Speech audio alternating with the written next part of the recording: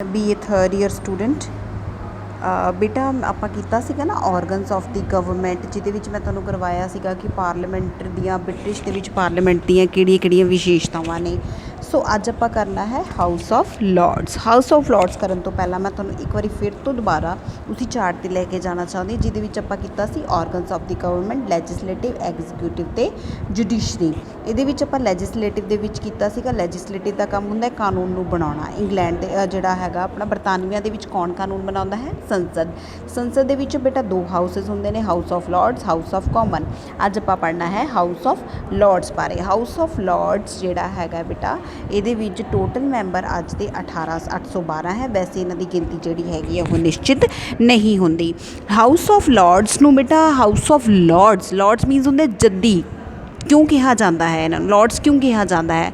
Because ਬੇਟਾ ਇਹਦੇ most probably ਜਿਹੜੇ ਮੈਂਬਰ ਨੇ ਇਹ ਸਾਰੇ ਹੀ ਜੱਦੀ ਹੁੰਦੇ ਨੇ। ਜੱਦੀ ਮੀਨਸ ਹਾਈ ਰੈਂਕਸ ਤੋਂ ਆਉਂਦੇ ਨੇ।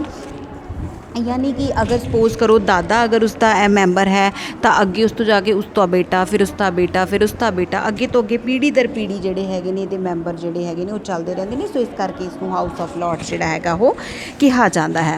प्रिविलेजिज and the privilege of the member of the House of Lords. House of Lords के किहड़े विशेष अधिकार ने?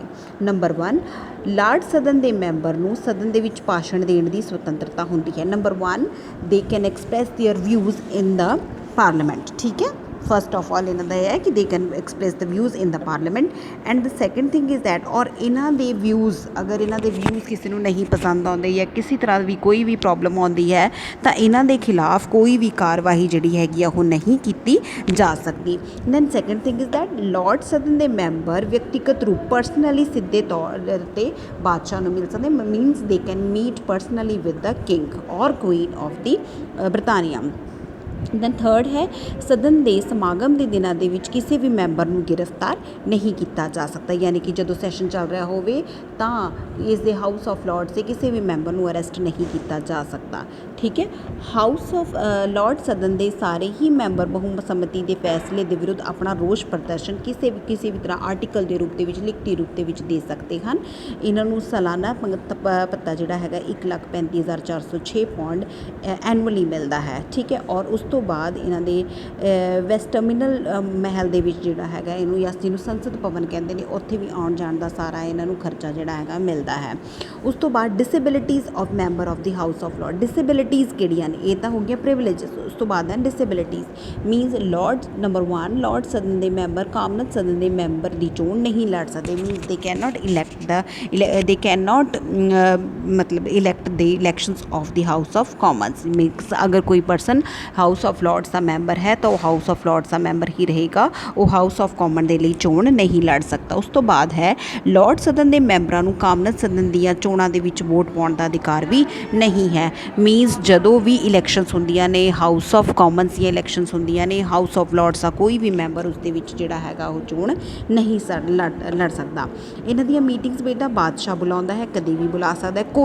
कोरम मीनस हुंदा है यू सपोज दैट पहला भी मैं तुहानूं कई बार दस्सिया कोरम का मतलब होंदा है सपोज करो मेरी क्लास के विच अगर 50 बच्चे ने 50 बच्चों के विचों किन्ने बच्चे होण कि मैं लैक्चर लै सकदी हाँ। अगर मेरे लिए डिसाइड किया जाए कि अगर 50 के विचों 10 बच्चे होण तां ही मैं लैक्चर ले सकती हाँ, दैट इज़ मीनस और 10 की है कोरम। सो इसी तरह ये अगर मैंबर 812 है हूँ प्रेजेंटली ये मैंबर 812 है तो ये किन्ने मैंबर हो की मीटिंग्स हो सकती है।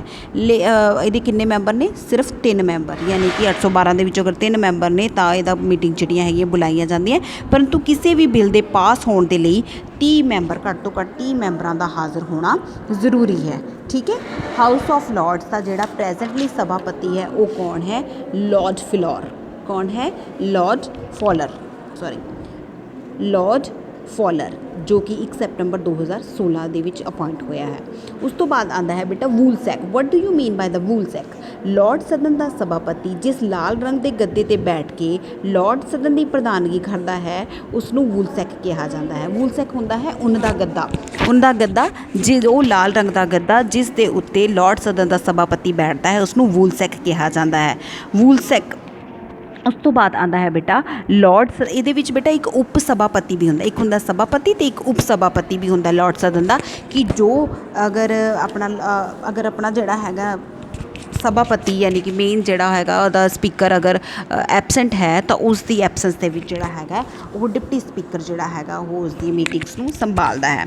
ਉਸ ਤੋਂ ਬਾਅਦ ਹੈਗਾ ਬੇਟਾ ਲਾਰਡ ਸਦਨ ਦੀਆਂ ਸ਼ਕਤੀਆਂ ਅਤੇ ਕੰਮ, powers and the functions of the House of Lords. Number 1 ਆਉਂਦੇ ਹੈ ਵਿਧਾਨਿਕ ਸ਼ਕਤੀਆਂ, ਮੀਨਸ ਕਾਨੂੰਨ ਬਣਾਉਣ ਦੇ ਸੰਬੰਧ ਦੇ ਵਿੱਚ, ਲੈਜਿਸਲੇਟਿਵ ਪਾਵਰਸ ਮੀਨਸ ਕਾਨੂੰਨ ਬਣਾਉਣ ਦੇ ਸੰਬੰਧ ਦੇ ਵਿੱਚ ਹਾਊਸ ਆਫ ਲਾਰਡਸ ਕੋਲ ਕਿਹੜੀਆਂ ਪਾਵਰ ਹੈ। 1911 ਤੱਕ ਬੇਟਾ ਬਰਤਾਨਵੀਆਂ ਦੇ ਵਿੱਚ ਦੋਹੇ ਸਦਨਾਂ ਦੀਆਂ ਵਿਧਾਨਿਕ ਸ਼ਕਤੀਆਂ ਬਰਾਬਰ ਸਨ, ਯਾਨੀ ਕਿ 1911 ਤੱਕ ਦੋਨਾਂ ਦੀਆਂ ਸ਼ਕਤੀਆਂ ਸਮਾਨ ਸੀ, ਪਰ 1911 ਦੇ ਵਿੱਚ ਪਾਸ ਕੀਤੇ ਗਏ ਪਾਰਲੀਮੈਂਟਰੀ ਐਕਟ ਦੇ ਅਨੁਸਾਰ ਇਹਨਾਂ ਦੀਆਂ ਸ਼ਕਤੀਆਂ, ਲਾਰਡ ਸਦਨ ਦੀਆਂ ਸ਼ਕਤੀਆਂ ਘੱਟ ਕੀਤੀਆਂ ਗਈਆਂ। ਠੀਕ ਹੈ, ਇਹਦੇ ਵਿੱਚ ਇਹ ਹੈ ਕਿ ਇਸ ਬਿੱਲ ਦੇ ਅਕੋਰਡਿੰਗਲੀ ਕਾਮਨ ਸਦਨ ਲਗਾਤਾਰ 3 ਸਮਾਗਮਾਂ ਵਿੱਚ 3 ਵਾਰੀ ਜੇਕਰ ਬਿੱਲ ਪਾਸ ਕਰ ਦਿੰਦਾ ਹੈ ਜਾਂ ਉਸ ਦੇ ਵਿੱਚ 2 ਸਾਲ ਦਾ ਸਮਾਂ ਬੀਤ ਜਾਂਦਾ ਹੈ ਤਾਂ ਅਗਰ ਉਸ ਦੇ ਵਿੱਚ ਹਾਊਸ ਆਫ ਲਾਰਡਸ ਕੋਈ ਕਾਰਵਾਈ ਨਹੀਂ ਕਰਦਾ ਤਾਂ ਉਹ ਬਿੱਲ ਜਿਹੜਾ ਹੈਗਾ ਆਟੋਮੈਟਿਕਲੀ ਪਾਸ ਸਮਝਿਆ ਜਾਂਦਾ ਹੈ। ਉਸ ਤੋਂ ਬਾਅਦ ਆਉਂਦਾ ਹੈ ਬੇਟਾ ਫਾਈਨੈਂਸ਼ੀਅਲ ਪਾਵਰਸ, ਪੈਸੇ ਦੇ ਮਾਮਲੇ ਦੇ ਵਿੱਚ। ਫਾਈਨੈਂਸ਼ੀਅਲ ਪਾਵਰਸ ਦੇ ਵਿੱਚ ਇਹਦੀਆਂ ਪਾਵਰਸ ਉਨੀਆਂ ਹੀ ਸਟਰੋਂਗ ਨੇ ਜਿੰਨੀਆਂ ਕਿ ਇੰਡੀਆ ਦੇ ਵਿੱਚ ਲੋਕ ਸਭਾ ਦੀਆਂ ਵਿੱਚ ਨੇ। ਇੰਡੀਆ ਦੇ ਵਿੱਚ ਜਿਹੜਾ ਹੈਗਾ ਰਾਜ ਸਭਾ ਔਰ ਲੋਕ ਸਭਾ 2 ਹਾਊਸਿਸ ਹੈ ਨਾ, ਤਾਂ ਮਨੀ ਬਿੱਲ ਆਲਵੇਜ਼ ਰਿਪਰੈਜ਼ੈਂਟਡ ਇਨ ਦਾ ਲੋਕ ਸਭਾ, ਸੇਮ ਇਨ ਦਾ ਬਰਤਾਨਵੀਆ ਬ੍ਰਿਟਿਸ਼ ਦੇ ਵਿੱਚ ਵੀ ਇੱਦਾਂ ਹੀ ਹੁੰਦਾ ਹੈ। ਉਹਦੇ ਵਿੱਚ ਕੀ ਹੁੰਦਾ ਹੈ ਕਿ ਬਿੱਲ ਜਿਹੜਾ ਹੈਗਾ only money bill represented all in the House of Commons. ਸਮਝ ਆ ਗਈ। ਸੋ ਅਗਰ ਪੈਸੇ ਨਾਲ ਰਿਲੇਟਡ ਕੋਈ ਵੀ ਬਿੱਲ ਹੈ ਤਾਂ ਸਭ ਤੋਂ ਪਹਿਲਾਂ ਕਿੱਥੇ ਜਾਂਦਾ ਹੈ, ਕਾਮਨਤ ਸਦਨ ਯਾਨੀ ਕਿ ਹਾਊਸ ਆਫ ਕਾਮਨ ਦੇ ਵਿੱਚ ਹੀ ਪੇਸ਼ ਕੀਤਾ ਜਾਏਗਾ। ਲਾਰਡ ਸਦਨ ਧਨ ਬਿੱਲ ਦੇ ਪਾਸ ਹੋਣ ਤੋਂ ਵੱਧ 30 ਦਿਨ ਦੀ ਦੇਰੀ ਪਾ ਸਕਦਾ, ਯਾਨੀ ਕਿ 30 ਦਿਨ ਤੱਕ ਉਸ ਬਿੱਲ ਨੂੰ ਲਟਕਾ ਸਕਦਾ ਹੈ ਹਾਊਸ ਆਫ ਲਾਰਡਸ। ਲੇਕਿਨ ਅਗਰ 30 ਦਿਨ ਦੇ ਵਿੱਚ ਉਹਦੇ ਉੱਤੇ ਹਾਊਸ ਆਫ ਲਾਰਡਸ ਕੋਈ ਵੀ ਕਾਰਵਾਈ ਨਹੀਂ ਕਰਦਾ ਤਾਂ ਉਹ ਬਿੱਲ ਵਾਪਸ ਜਿਹੜਾ ਹੈਗਾ ਹਾਊਸ ਆਫ ਕਾਮਨਸ ਦੇ ਵਿੱਚ ਆ ਜਾਂਦਾ ਹੈ, ਤਾਂ ਉਹ ਬਿੱਲ ਜਿਹੜਾ ਹੈਗਾ ਆਟੋਮੈਟਿਕਲੀ ਹਾਊਸ ਆਫ ਲਾਰਡਸ ਦੀ ਜਿਹੜੀ ਹੈਗੀ ਹੈ ਮਰਜ਼ੀ ਤੋਂ ਬਿਨਾਂ ਹੀ ਪਾਸ ਹੋ ਸਕਦਾ ਹੈ। ਔਰ ਇਸ ਦੇ ਵਿੱਚ ਕੋਈ ਵੀ ਫੈਸਲਾ ਜਿਹੜਾ ਹੈਗਾ ਹਾਊਸ ਆਫ ਲਾਰਡਸ ਉਹਨਾਂ ਦੇ ਉੱਤੇ ਪ੍ਰੈਸ਼ਰ ਨਹੀਂ ਪਾ ਸਕਦਾ। ਹਾਂ, ਸਲਾਹ ਜ਼ਰੂਰ ਦੇ ਸਕਦਾ house of Lords, house of common ਨੂੰ ਸਲਾਹ ਜ਼ਰੂਰ ਦੇ ਸਕਦਾ, ਲੇਕਿਨ ਉਹਨਾਂ ਦੀ ਸਲਾਹ ਨੂੰ ਮੰਨਣਾ ਜਾਂ ਨਾ ਮੰਨਣਾ ਇਹ ਹਾਊਸ ਆਫ ਕਾਮਨਸ ਦੇ ਉੱਤੇ ਡਿਪੈਂਡ ਕਰਦਾ ਹੈ। ਉਸ ਤੋਂ ਬਾਅਦ ਆਉਂਦੀ ਹੈ ਬੇਟਾ executive powers. Executive powers means ਇਹਦੇ ਵਿੱਚ ਹਾਊਸ ਆਫ ਲਾਰਡਸ ਜਿਹੜਾ ਹੈਗਾ ਉਹ ਹਾਊਸ ਆਫ ਕਾਮਨਸ ਦੇ ਮੈਂਬਰਸ ਨੂੰ ਸਵਾਲ ਪੁੱਛ ਕੇ, ਕੁਐਸਚਨਿੰਗ ਕਰਕੇ ਜਾਂ ਨਿੰਦਾ ਪ੍ਰਸਤਾਵ ਦੇ ਕੇ ਜਾਂ ਉਸ ਦੇ ਵਿੱਚ ਕੁਐਸਚਨਿੰਗ ਕਰਕੇ ਉਹਨਾਂ ਨੂੰ ਜ਼ਿੰਮੇਦਾਰ ਬਣਾ ਸਕਦਾ ਹੈ। ਠੀਕ ਹੈ, ਕਿਉਂਕਿ ਔਰ ਜਿਹੜਾ ਹੈਗਾ ਕਿ ਅਵਿਸ਼ਵਾਸ ਪੱਤਰ ਅਗਰ ਦੇ ਦਿੰਦਾ ਹੈ, ਅਗਰ ਕੁਐਸਚਨਿੰਗ ਪੁੱਛਦਾ ਹੈ ਤਾਂ ਹਾਊਸ ਆਫ ਕਾਮਨਸ ਜਿਹੜਾ ਹੈਗਾ ਰਿਸਪੋਂਸੀਬਲ ਬਣਦਾ ਹੈ। ਬਟ ਅਵਿਸ਼ਵਾਸ ਪ੍ਰਸਤਾਵ ਪਾਸ ਕਰਕੇ ਉਹਨਾਂ ਨੂੰ ਅਹੁਦੇ ਤੋਂ ਅਲੱਗ ਨਹੀਂ ਕਰ ਸਕਦਾ। ਹਾਂ, house of Lord house of Commons ਨੂੰ ਕੁਐਸਚਨ ਜ਼ਰੂਰ ਪੁੱਛ ਸਕਦਾ ਹੈ, ਲੇਕਿਨ ਉਸ ਨੂੰ ਉਸਦੇ ਅਹੁਦੇ ਤੋਂ ਵੱਖ ਨਹੀਂ ਕਰ ਸਕਦਾ। ਇਸ ਤੋਂ ਬਾਅਦ ਆਉਂਦੀ ਹੈ ਬੇਟਾ ਜੁਡੀਸ਼ੀਅਲਸ ਪਾਵਰ। ਸਭ ਤੋਂ ਪਹਿਲਾਂ ਬੇਟਾ ਜਦੋਂ ਇੰਗਲੈਂਡ ਦੇ ਵਿੱਚ, ਜਦੋਂ ਆਪਣੇ ਬ੍ਰਿਟੇਨ ਦੇ ਵਿੱਚ ਜਿਹੜੀ ਹੈਗੀ ਆ ਸੁਪਰੀਮ ਕੋਰਟ ਨਹੀਂ ਬਣੀ ਸੀ, ਉਸ ਤੋਂ ਪਹਿਲਾਂ ਸਾਰੀਆਂ ਪਾਵਰਸ ਕਿਹਦੇ ਕੋਲ ਸੀਗੀਆਂ, ਹਾਊਸ ਆਫ ਲਾਰਡਸ ਕੋਲ ਸੀਗੀਆਂ। ਬਟ ਜਿਵੇਂ ਹੀ ਸੁਪਰੀਮ ਕੋਰਟ ਬਣੀ ਉਸ ਤੋਂ ਬਾਅਦ ਜਿਹੜੀਆਂ ਹੈਗੀਆਂ ਹਾਊਸ ਆਫ ਲਾਰਡਸ ਦੀਆਂ ਜਿਹੜੀਆਂ ਪਾਵਰਸ ਨੇ ਉਹ ਘੱਟ ਕੀਤੀਆਂ ਗਈਆਂ। ਠੀਕ ਹੈ, ਪਰੰਤੂ ਇਸ ਦੇ ਬਾਵਜੂਦ ਹਾਊਸ ਆਫ ਲਾਰਡਸ ਕਿਸੇ ਵੀ ਵਿਅਕਤੀ ਦੁਆਰਾ ਸਦਨ ਦੇ ਵਿਸ਼ੇਸ਼ ਅਧਿਕਾਰ ਦੀ ਉਲੰਘਣਾ ਕਰਨ 'ਤੇ ਉਸ ਨੂੰ ਦੰਡ ਦੇ ਸਕਦਾ ਹੈ। ਠੀਕ ਹੈ, ਉਸ ਤੋਂ ਬਾਅਦ ਹੈ ਬੇਟਾ miscellaneous power. House of Lords ਕੋਲ ਕਿਹੜੀਆਂ ਮਿਸਲੇਨੀਅਸ ਪਾਵਰਸ ਹੈ। ਨੰਬਰ 1, ਹਾਊਸ ਆਫ ਲਾਰਡਸ ਦੇ ਮੈਂਬਰ ਅੰਤਰਰਾਸ਼ਟਰੀ ਸਭਾ ਅਤੇ ਸੰਮੇਲਨਾਂ ਵਿੱਚ ਭਾਗ ਲੈ ਸਕਦੇ ਹਨ ਅਤੇ ਵਿਦੇਸ਼ਾਂ ਵਿੱਚ ਆਪਣੇ ਦੇਸ਼ ਦੀ ਪ੍ਰਤੀਨਿਧਤਾ ਕਰ ਸਕਦੇ ਹਨ। ਦੂਸਰਾ, ਬਰਤਾਨੀਆ ਦੇ ਵਿੱਚ ਅੰਤਰਰਾਸ਼ਟਰੀ ਸੰਸਦ ਦੇ ਵਿੱਚ ਆਯੋਜਨ ਕਰ ਸਕਦੇ ਹਨ ਅਤੇ ਉਹਨਾਂ ਨੂੰ ਕਿਰਿਆਸ਼ੀਲ ਭਾਗ ਵੀ ਲੈ ਸਕਦੇ ਹਨ। ਸੋ ਮਹੱਤਵਪੂਰਨ ਮੁੱਦਿਆਂ 'ਤੇ ਵਿਚਾਰ ਕਰ ਸਕਦੇ ਹਾਂ। So these are the powers of the House of Lords. ਉਸ ਤੋਂ ਬਾਅਦ ਆਉਂਦਾ ਹੈ ਬੇਟਾ what criticism and weaknesses of House of Lords. ਠੀਕ ਹੈ, ਹਾਊਸ ਆਫ ਲਾਰਡਸ ਕੋਲ ਪਾਵਰ ਹੈ, ਲੇਕਿਨ ਮਨੀ ਬਿੱਲ ਦੇ ਰਿਗਾਰਡਿੰਗਲੀ ਜਾਂ ਫਾਈਨੈਂਸ਼ੀਅਲ ਦੇ ਮੈਟਰਸ ਦੇ ਵਿੱਚ ਹਾਊਸ ਆਫ ਲਾਰਡਸ ਜਿਹੜਾ ਹੈਗਾ ਉਹ ਘੱਟ ਸ਼ਕਤੀਸ਼ਾਲੀ ਹੈ ਹਾਊਸ ਆਫ ਕਾਮਨਸ ਦੇ ਵਿੱਚੋਂ। ਬਟ ਸਟਿਲ ਇਹਦੀਆਂ ਕੁਝ ਵੀਕਨੈਸਿਸ ਹੈ। ਨੰਬਰ 1, ਜੱਦੀ ਸਵਰੂਪ, ਹੈਰੀਡੇਟਰੀ ਨੇਚਰ। ਹੈਰੀਡੇਟਰੀ ਨੇਚਰ ਮੀਨਸ ਕਿ ਇਹਨਾਂ ਦਾ ਜਿਹੜਾ ਜਿਸ ਤਰ੍ਹਾਂ ਦਾਦਾ ਬਣ ਗਿਆ, ਪੋਤਾ ਬਣ ਗਿਆ, ਉਸ ਤੋਂ ਬਾਅਦ ਫਿਰ ਉਸ ਦਾ ਬੇਟਾ ਬਣ ਗਿਆ, ਉਸ ਦਾ ਬੇਟਾ ਬਣ ਗਿਆ।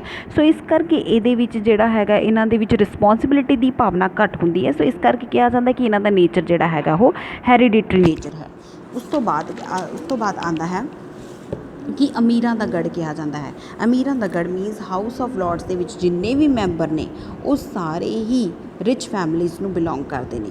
ਠੀਕ ਹੈ। ਸੋ ਇਸ ਕਰਕੇ ਇਹਨਾਂ ਨੂੰ ਕਿਹਾ ਜਾਂਦਾ ਹੈ ਕਿ ਇਹ ਅਮੀਰਾਂ ਦਾ ਗੜ੍ਹ ਹੈ। ਉਸ ਤੋਂ ਬਾਅਦ ਹੈ ਅਗਾਂਹ ਵਧੂ ਕਾਨੂੰਨ ਸਾਜ਼ੀ ਦੇ ਰਸਤੇ ਦੇ ਵਿੱਚ ਰੁਕਾਵਟਾਂ, means hindrance of the way of the progressive legislation, means ਅਗਰ ਕੋਈ ਕਾਨੂੰਨ ਜ਼ਰੂਰੀ ਹੈ, ਇੰਪੋਰਟੈਂਟ ਹੈ, ਵਧੀਆ ਹੈ ਕਾਨੂੰਨ, ਤਾਂ ਇਹ ਉਸ ਕਾਨੂੰਨ ਨੂੰ ਅੱਗੇ ਵਧਣ ਤੋਂ ਰੋਕਦੇ ਨੇ। ਮੀਨਸ ਹਾਊਸ ਆਫ ਲਾਰਡਸ ਜਿਹੜਾ ਹੈਗਾ ਕੋਈ ਨਾ ਕੋਈ ਕਮੀ ਪੇਸ਼ੀ ਜਿਸ ਤਰ੍ਹਾਂ ਕੱਢ ਦੇਣਾ। ਤਾਂ ਇਸ ਕਰਕੇ ਇਹ ਅਗਾਂਹ ਵਧੂ ਜਿਹੜੇ ਪ੍ਰੋਗਰੈਸਿਵ ਲਾਜ਼ ਨੇ ਉਹਨਾਂ ਦੇ ਰਸਤੇ ਦੇ ਵਿੱਚ ਉਹਨਾਂ ਨੂੰ ਪਾਸ ਹੋਣ ਦੇ ਵਿੱਚ ਇਹ ਰੁਕਾਵਟ ਪਾਉਂਦਾ ਹੈ। ਉਸ ਤੋਂ ਬਾਅਦ ਹੈ absence of the members. Mainly ਕੀ ਹੁੰਦਾ ਹੈ ਇਹਨਾਂ ਦੇ, ਜਿਸ ਤਰ੍ਹਾਂ ਹੁਣ ਮੈਂ ਦੱਸਿਆ ਸੀ ਨਾ ਕਿ ਮੇਨ ਮੈਂਬਰ 812 ਨੇ ਲੇਕਿਨ ਕੋਰਮ ਸਿਰਫ 3 ਦਾ ਹੈ। ਸੋ ਇਸ ਕਰਕੇ ਕਿਹਾ ਜਾਂਦਾ ਹੈ ਕਿ ਇਹਨਾਂ ਮੈਂਬਰਸ ਦੀ ਜਿਹੜੀ ਐਬਸੈਂਸ ਹੈ, ਮੈਂਬਰਸ ਦੀ ਜਿਹੜੀ ਗੈਰ ਹਾਜ਼ਰੀ ਹੈ ਜਾਂ ਐਬਸੈਂਸ ਹੈ ਇਹਨਾਂ ਦੀ, ਉਹ ਇਹਨਾਂ ਨੂੰ ਘੱਟ ਰਿਸਪੋਂਸੀਬਲ ਬਣਾਉਂਦੀ ਹੈ। ਇਸ ਤੋਂ ਬਾਅਦ ਇਨਰਿਸਪੋਂਸੀਬਲ ਹਾਊਸ, ਇਹ ਸਾਰੇ ਹੀ ਮੈਂਬਰਸ ਜਿਹੜੇ ਹੈਗੇ ਨੇ ਇਹ ਆਪਸ ਦੇ ਵਿੱਚ ਹੀ ਮਤਲਬ ਕਿ ਲੋਕਾਂ ਦੁਆਰਾ ਨਹੀਂ ਚੁਣੇ ਜਾ ਸਕਦੇ, ਡੈਮੋਕ੍ਰੈਟਿਕ ਨਹੀਂ ਹੈ। ਸੋ ਇਸ ਕਰਕੇ ਕਿਹਾ ਜਾਂਦਾ ਹੈ ਕਿ ਇਹ ਲੋਕਾਂ ਦੇ ਲਈ ਜ਼ਿਆਦਾ ਜ਼ਿੰਮੇਦਾਰ ਨਹੀਂ ਹਨ। ਉਹੀ ਪੁਆਇੰਟ ਆ ਗਿਆ ਬੇਟਾ, ਇਹਦੇ ਵਿੱਚ ਹੈ ਅਨਡੈਮੋਕ੍ਰੈਟਿਕ ਹਾਊਸ, ਕਿ ਇਹ ਲੋਕਾਂ ਦੁਆਰਾ ਲੋਕਾਂ ਦੇ ਲਈ ਜਾਂ ਲੋਕਾਂ ਦੇ ਵਿੱਚੋਂ ਨਹੀਂ ਚੁਣੇ ਜਾਂਦੇ। ਇਸ ਕਰਕੇ ਇਸ ਨੂੰ ਕਿਹਾ ਜਾਂਦਾ ਹੈ ਅਨਡੈਮੋਕ੍ਰੈਟਿਕ ਹਾਊਸ ਨੇ। ਪੱਖਪਾਤੀ ਫੈਸਲੇ, party decision, partial decision, means ਇਹਦੇ ਵਿੱਚ ਕਈ ਫੈਸਲੇ ਜਿਹੜੇ ਹਾਊਸ ਆਫ ਲਾਰਡਸ ਜਿਹੜਾ ਹੈਗਾ ਉਹ ਪਾਰਸ਼ਲ ਡਿਸੀਜ਼ਨਸ ਲੈ ਸਕਦਾ ਹੈ, ਜਿਸ ਦੇ ਕਾਰਨ ਇਹਨਾਂ ਦੇ ਵਿੱਚ ਕਾਫੀ ਜਿਹੜਾ ਹੈਗਾ ਉਹ ਡਿਸਕ੍ਰਿਪੈਂਸੀਜ਼ ਵੀ ਆ ਜਾਂਦੀਆਂ ਨੇ। ਉਸ ਤੋਂ ਬਾਅਦ ਹੈ ਲਿਮਿਟਿਡ ਪਾਵਰਸ, ਕਿ ਇਸ ਹਾਊਸ ਦੀਆਂ ਪਾਵਰਸ ਜਿਹੜੀਆਂ ਹੈਗੀਆਂ ਲਿਮਿਟਿਡ ਨੇ, ਠੀਕ ਹੈ, ਕਿਉਂਕਿ ਬੇਟਾ ਡਿਸੀਜ਼ਨ ਚਾਹੇ ਕੋਈ ਵੀ ਹੋਵੇ, ਚਾਹੇ ਇਹਨੂੰ ਮੰਨਣ ਜਾਂ ਨਾ ਮੰਨਣ, ਲੇਕਿਨ ਐਜ਼ ਵੈਲ ਡਿਸੀਜ਼ਨ ਤਾਂ ਹਾਊਸ ਆਫ ਕਾਮਨਸ ਦਾ ਹੁੰਦਾ। ਸੋ ਕਿਹਾ ਜਾਂਦਾ ਹੈ ਕਿ ਇਹਨਾਂ ਦੀਆਂ ਪਾਵਰਸ ਜਿਹੜੀਆਂ ਹੈਗੀਆਂ ਉਹ ਸੀਮਿਤ ਹੈ। ਰਾਸ਼ਟਰੀ ਯੋਗਤਾ ਦਾ ਨਾਸ਼, ਮੀਨਸ ਇਹਦੇ ਮੈਂਬਰ ਜਿਹੜੇ ਹੈਗੇ ਨੇ, ਇਹਨਾਂ ਦੇ ਜਿਹੜੇ ਮੈਂਬਰਸ ਨੇ, ਇਹਨਾਂ ਨੂੰ ਆਪਣੀ ਯੋਗਤਾ ਦਿਖਾਉਣ ਦਾ ਮੌਕਾ ਹੀ ਨਹੀਂ ਮਿਲਦਾ, ਹੈ ਨਾ, ਮਹੱਤਵਹੀਨ ਹੈ, ਇਹਨਾਂ ਕੋਈ ਮੇਨ ਮੋਟਿਵ ਨਹੀਂ ਹੈ। ਸੋ ਇਸ ਕਰਕੇ ਇਹਨਾਂ ਨੂੰ ਆਪਣੇ ਕਿਸੇ ਵੀ ਤਰ੍ਹਾਂ ਦੀ ਕੋਈ ਵੀ ਟੈਲੈਂਟ ਦਿਖਾਉਣ ਦਾ ਮੌਕਾ ਨਹੀਂ ਮਿਲਦਾ। ਦੋਵਾਂ ਸਦਨਾਂ ਦੇ ਵਿੱਚ ਮਤਭੇਦ ਦੀ ਸੰਭਾਵਨਾ ਕੁਆਇਟ ਓਬਵੀਅਸ, ਅਗਰ ਦੋ ਸਦਨ ਨੇ ਦੋਨਾਂ ਦੇ ਵਿੱਚ ਡਿਸਕ੍ਰਿਪੈਂਸੀਜ਼ ਹੋਣਗੀਆਂ ਤਾਂ ਮਤਭੇਦ ਵੀ ਜ਼ਰੂਰ ਹੋਏਗਾ, ਕਿਸੇ ਨਾ ਕਿਸੇ ਲਾਅ ਨੂੰ ਲੈ ਕੇ, ਕਿਸੇ ਨਾ ਕਿਸੇ ਡਿਸਕ੍ਰਿਪੈਂਸੀਜ਼ ਜਿਹੜੀਆਂ ਹੈਗੀਆਂ ਇਹਨਾਂ ਦੇ ਵਿੱਚ ਹੁੰਦੀਆਂ ਰਹਿੰਦੀਆਂ ਨੇ। ਉਸ ਤੋਂ ਬਾਅਦ ਹੈ ਬਿੱਲਾਂ ਦੇ ਪਾਸ ਹੋਣ ਦੇ ਵਿੱਚ ਫਜ਼ੂਲ ਦੀ ਦੇਰੀ। ਮੈਂ ਕਿਹਾ ਨਾ ਵੀ ਅਗਰ ਫਾਈਨੈਂਸ਼ੀਅਲ ਬਿੱਲ ਹੈ, ਅਗਰ ਇਹਨਾਂ ਨੂੰ ਨਹੀਂ ਵਧੀਆ ਲੱਗਦਾ ਤਾਂ ਘੱਟੋ ਘੱਟ 30 ਦਿਨ ਦੀ ਦੇਰੀ ਪਾ ਲੈਂਦੇ ਨੇ, ਹੈ ਨਾ। ਸੋ ਇਸ ਕਰਕੇ ਕਿਹਾ ਜਾਂਦਾ ਹੈ ਕਿ ਬਿੱਲਾਂ ਦੇ ਪਾਸ ਹੋਣ ਦੇ ਵਿੱਚ ਫਜ਼ੂਲੀ ਦੇਰੀ ਕਰਦੇ ਹਨ, ਹੈ ਨਾ।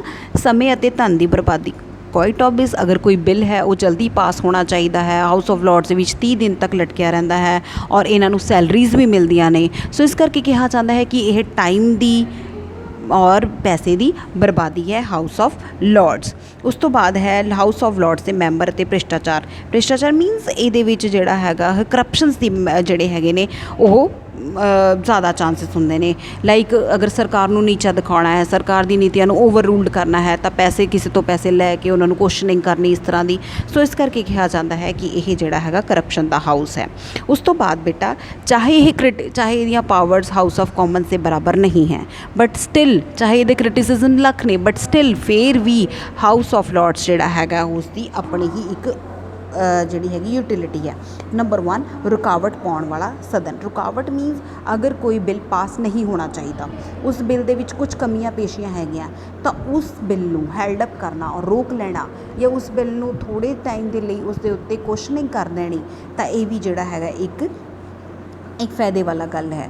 ਉਸ ਤੋਂ ਬਾਅਦ ਹੈ ਇਹ ਬਿੱਲਾਂ ਨੂੰ ਦੁਹਰਾਉਂਦਾ ਹੈ। ਕੋਈ ਬਿੱਲ ਅਗਰ ਪਾਸ ਹੋਣ ਲਈ ਆਉਂਦਾ ਹੈ, ਉਸ ਦੇ ਵਿੱਚ ਦੁਬਾਰਾ ਰੀਡਿੰਗ ਲਿੱਤੀ ਜਾਂਦੀ ਹੈ, ਠੀਕ ਹੈ। ਉਸ ਬਿੱਲ ਲਈ ਅਗਰ ਸਪੋਜ਼ ਕਰੋ ਮੈਂ ਜਲਦਬਾਜ਼ੀ ਦੇ ਵਿੱਚ ਕੋਈ ਚੀਜ਼ ਲਿਖ ਦੇਵਾਂ ਔਰ ਉਸ ਨੂੰ ਅਗਰ ਰੀਡ ਆਊਟ ਨਾ ਕੀਤਾ ਜਾਵੇ, ਤਾਂ ਹੋ ਸਕਦਾ ਹੈ ਮੈਂ ਬਾਈ ਮਿਸਟੇਕ ਮੇਰੇ ਤੋਂ ਕੋਈ ਕਮੀ ਰਹਿ ਜਾਏ, ਤਾਂ ਜਦੋਂ ਰੀਡ ਆਊਟ ਕਰਨ ਦੇ ਵਿੱਚ ਉਹ ਗਲਤੀ ਨਿਕਲ ਆਉਂਦੀ ਹੈ। ਸੋ ਇਸ ਕਰਕੇ ਕਿਹਾ ਜਾਂਦਾ ਹੈ ਕਿ ਇਹ ਬਿੱਲਾਂ ਨੂੰ ਦੁਬਾਰਾ ਰਿਵਾਈਜ਼ ਕਰਦਾ ਹੈ। ਉਸ ਤੋਂ ਬਾਅਦ ਹੈ ਕਾਮਨਤ ਸਦਨ ਦੇ ਕੰਮ ਨੂੰ ਘੱਟ ਕਰਦਾ ਹੈ। ਮੀਨਸ ਜਿਹੜੀ ਉਸ ਦੀ ਕਾਮਨਤ ਸਦਨ ਦੀ it lightens of the burdens of House of Commons, means House of Commons ਦੇ ਭਾਰ ਨੂੰ ਘੱਟ ਕਰਦਾ ਹੈ, ਠੀਕ ਹੈ। ਉਸ ਤੋਂ ਬਾਅਦ ਆਉਂਦਾ ਹੈ ਪੂਰਨ ਅਤੇ ਸੁਤੰਤਰ ਵਾਦ ਵਿਵਾਦ। ਮੀਨਸ ਵਾਦ ਵਿਵਾਦ ਜਦੋਂ ਹੁਣ ਦੇਖੋ ਬੇਟਾ ਇਹ ਕੁਐਸਚਨਿੰਗ ਕਰ ਸਕਦਾ ਹੈ, ਠੀਕ ਹੈ। ਹਾਊਸ ਆਫ ਕਾਮਨਸ ਨੂੰ ਕਹਿ ਸਕਦਾ ਹੈ ਕਿ ਤੁਹਾਡੇ ਬਿੱਲ ਦੇ ਵਿੱਚ ਫਲਾਨੀਆਂ ਗਲਤੀਆਂ ਨੇ, ਇਹ ਹੈ, ਚਾਹੇ ਉਸ ਨੂੰ ਮੰਨਣਾ ਜਾਂ ਨਾ ਮੰਨਣਾ ਹਾਊਸ ਆਫ ਕਾਮਨਸ ਦੇ ਉੱਤੇ ਡਿਪੈਂਡ ਕਰਦਾ ਹੈ। ਲੇਕਿਨ ਫਿਰ ਵੀ ਅਗਰ ਕੁਝ ਵਧੀਆ ਡਿਸੀਜ਼ਨ ਹੁੰਦਾ ਹੈ ਤਾਂ ਹਾਊਸ ਆਫ ਕਾਮਨਸ ਜਿਹੜਾ ਹੈਗਾ ਉਸ ਨੂੰ ਮਤਲਬ ਕਿ ਉਹਦੇ ਉੱਤੇ ਐਕਟਿਵ ਵੀ ਲੈ ਸਕਦਾ ਹੈ। ਇਸ ਦਾ ਇਹ ਲਾਭਦਾਇਕ ਹੈ, ਠੀਕ ਹੈ। ਇਹ ਮੀਨਸ ਪ੍ਰੋਬਲਮਸ ਨਹੀਂ ਕ੍ਰੀਏਟ ਕਰਦਾ, ਯੋਗ ਵਿਅਕਤੀ ਹੈ, ਇਹਦੇ ਵਿੱਚ ਟੈਲੈਂਟਡ ਲੋਕ ਨੇ, ਪੜ੍ਹੇ ਲਿਖੇ ਲੋਕ ਜਿਹੜੇ ਹੈਗੇ ਨੇ ਉਹ ਇਸ ਦੇ ਵਿੱਚ ਆਉਂਦੇ ਨੇ, ਠੀਕ ਹੈ। ਸੋ ਇਸ ਕਰਕੇ ਔਰ ਦੂਸਰੀ ਗੱਲ ਇਹ ਹੈ ਕਿ ਹਾਊਸ ਆਫ ਲਾਰਡਸ ਦੀ ਤਰ੍ਹਾਂ ਆਪਣੇ ਦੇਸ਼ ਦੇ ਵਿੱਚ ਵੀ ਦੇਖੋ ਰਾਜ ਸਭਾ ਹੈ, ਚਾਹੇ ਉਸਦੇ ਕੋਲ ਘੱਟ ਪਾਵਰਸ ਨੇ, ਹਾਊਸ ਆਫ ਕਾਮਨਸ ਤੋਂ ਘੱਟ ਪਾਵਰਸ ਨੇ, ਲੇਕਿਨ ਸਟਿਲ ਉਹ ਅਵੇਲੇਬਲ ਹੈਗਾ ਆ। ਠੀਕ ਹੈ, ਸੋ ਸਾਰੇ ਹੀ ਦੇਸ਼ਾਂ ਦੇ ਵਿੱਚ ਚਾਹੇ ਦੂਸਰੇ ਸਦਨ ਦੀ ਲੋੜ ਨਹੀਂ ਹੈ, ਲੇਕਿਨ ਸਟਿਲ ਐਗਜ਼ਿਸਟ ਕਰਦਾ ਹੈ। ਸੋ ਇਸ ਕਰਕੇ ਇੰਗਲੈਂਡ ਦੇ ਵਿੱਚ ਵੀ ਜਿਹੜਾ ਹਾਊਸ ਆਫ ਲਾਰਡਸ ਹੈ, ਚਾਹੇ ਉਹ ਕ੍ਰਿਟਿਸਿਜ਼ਮ ਉਹਦੇ ਵਿੱਚ ਕ੍ਰਿਟਿਸਿਜ਼ਮ ਦੀ ਭਾਵਨਾ ਹੈਗੀ, ਚਾਹੇ ਉਹ ਕ੍ਰਿਟਿਸਾਈਜ਼ ਕੀਤਾ ਗਿਆ ਹੈ ਉਸਨੂੰ, ਲੇਕਿਨ still it is important for the parliament of the UK। ਸੋ ਬੇਟਾ ਇਹ ਹੈਗਾ ਤੁਹਾਡਾ ਹਾਊਸ ਆਫ ਲਾਰਡਸ। ਇਹਦੇ ਵਿੱਚ ਕਰਨਾ ਹੈ what is the meaning of House of Lords, ਇਹਦੀ ਰਚਨਾ ਕੀ ਹੈ।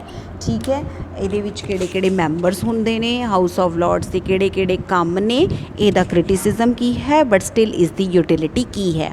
ਇਸ ਦੇ ਨੋਟਸ ਤੁਸੀਂ ਮੈਨੂੰ ਬਣਾ ਕੇ 2 ਦਿਨ ਦੇ ਵਿੱਚ ਸੈਂਡ ਕਰਨੇ ਨੇ। ਓਕੇ।